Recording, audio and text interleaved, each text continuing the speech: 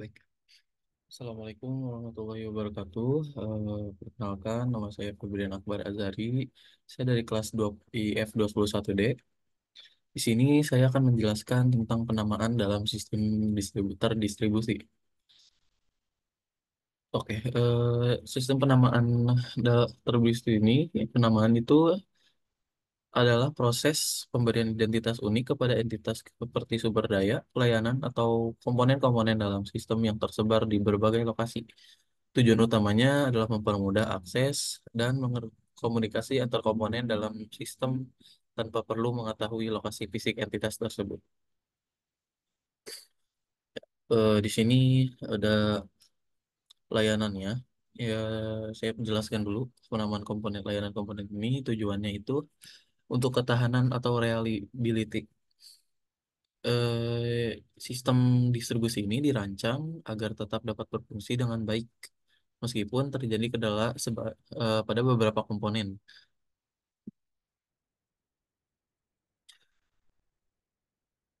Redundansi data dan replikasi memungkinkan sistem untuk menghindari kehilangan layanan jika salah satu node atau server mengalami masalah. Yang kedua ada ketersediaan tinggi atau high availability. Sistem harus siap melayani permintaan bahkan jika ada kegagalan sebagian penanaman komponen di banyak tempat memungkinkan layanan tetap tersedia tanpa downtime. Yang ketiga ada skalabilitas atau scalability dalam bahasa Inggrisnya sistem ini udah ditingkatkan kapasitasnya dengan menambah node atau komponen baru tanpa mengubah arsitektur keseluruhannya. Nah, skalabilitas ini menjadi penting saat beban atau contoh pengguna terus bertambah. Ini contohnya ada klien server arsitektur yang memisahkan peran antara klien yang mengirimkan permintaan dan server yang memproses dan memberikan respon. Contohnya aplikasi web atau database, di mana server memproses data dan klien bisa mengakses layanan dari berbagai perangkat. Yang kedua ada microservice arsitektur. Layanan dibagi menjadi microservice arsitektur ini layanan dibagi menjadi beberapa komponen kecil dan dikembangkan secara independen. Setiap komponen ini menangani fungsi spesifik dan dapat dipasang di lokasi atau server yang berbeda. Ini itu meningkatkan ketahanan dan fleksibilitasnya. Ini kalau ada keuntungan penanaman, ada 3 poin, yaitu ketahanan dan ketersediaan, yaitu penanaman komponen secara terdistribusi memastikan bahwa kegagalan pada suatu titik tidak memengaruhi keseluruhan sistem. Layanan eh, Layanan tetap aktif melalui teknik replikasi atau failover otomatis. Lalu yang kedua ada manajemen yang lebih mudah. Eh,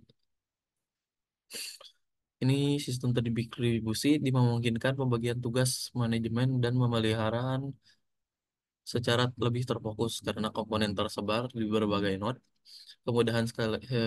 Karena komponen itu tersebar di berbagai node itu. Yang ketiga ada kemudahan skalabilitas, yaitu sistem dapat diperbesar dengan menambahkan komponen baru tanpa menghentikan layanan yang berjalan. Penambahan kapasitas lebih mudah dan tidak mengganggu pengguna akhir.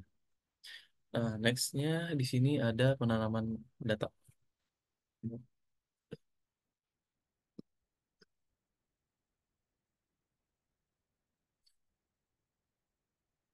Pengertian dan tujuan penanaman data dalam sistem distribusi ini, penanaman data adalah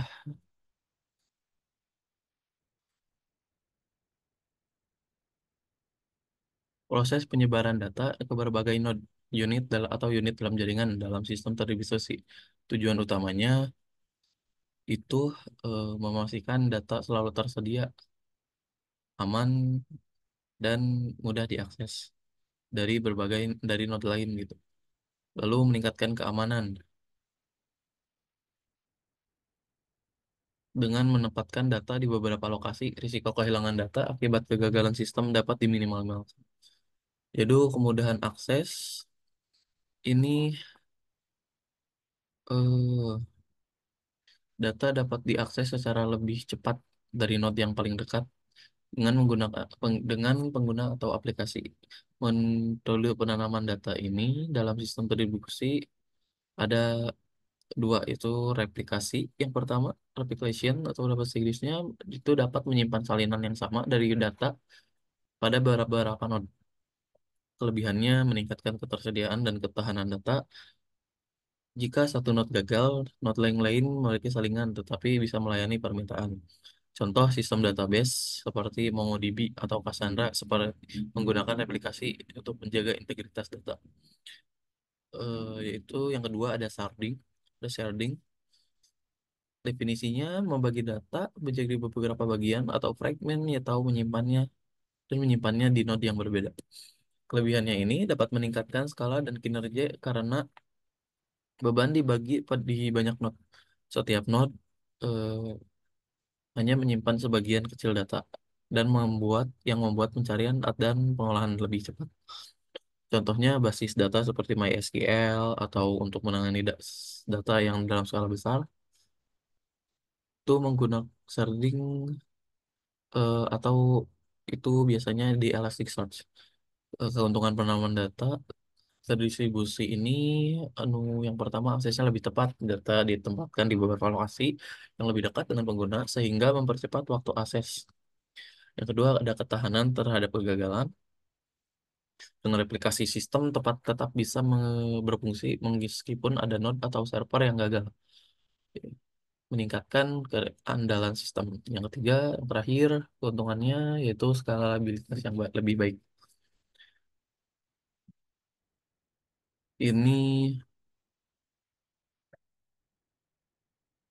sistem ini dapat dengan mudah meningkatkan kapasitasnya dan menambahkan mode baru dan sorting memastikan pembagian data tetap seimbang.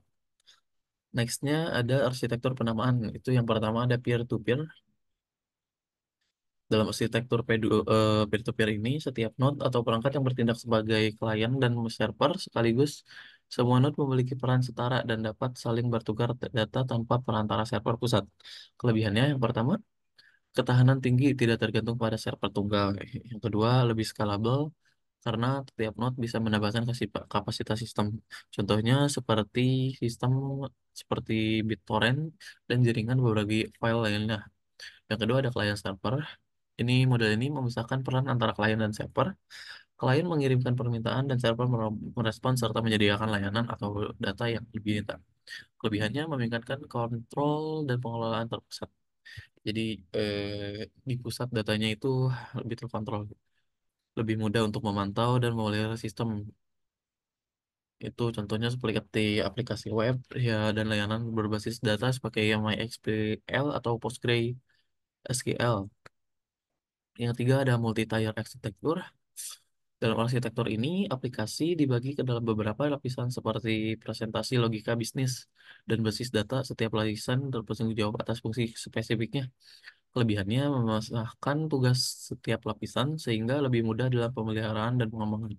Yang kedua, meningkatkan skalabilitas dan kinerja karena setiap lapisan bisa ditingkatkan secara terpisah.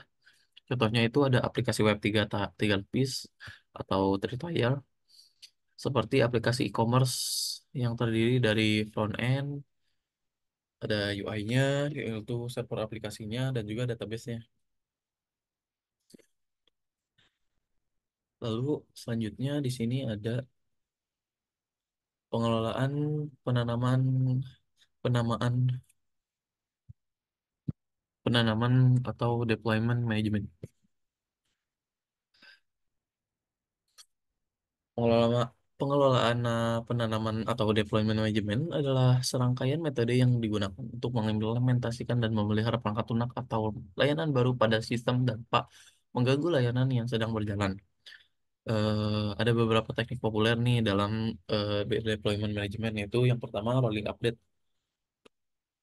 Itu rolling update ini pembaruan secara bertahap dengan menggunakan instance yang lama dengan yang baru satu per satu atau dalam batch kecil.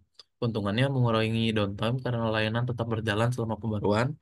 Lalu menghindari risiko perubahan besar secara sekaligus gitu. Contohnya penerapan pada platform cloud seperti Kubernetes dalam kontainer lama diganti secara bertahap. Itu terus yang kedua, pengalaman deployment management ini ada blue green deployment.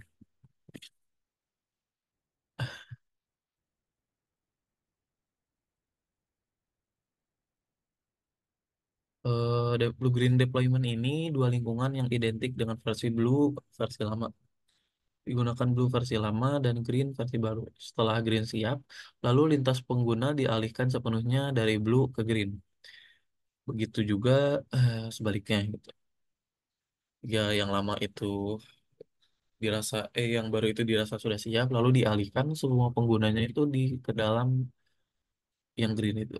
Jadi keuntungannya ini memastikan tidak ada downtime saat penerapan. Jika terjadi masalah, dengan cepat bisa dialihkan kembali ke brew atau rollback. Dibalikin lagi ke blue-nya itu. Blue green deployment ini misalkan sangat bisa diandalkan karena itu bisa ganti-gantian kalau misalkan ada masalah yang tidak diinginkan. Itu contoh biasanya digunakan di lingkungan produksi atau memastikan transisi dari yang mulus ke versi baru. Dan, nah, ketiga untuk deployment management ini ada canary release.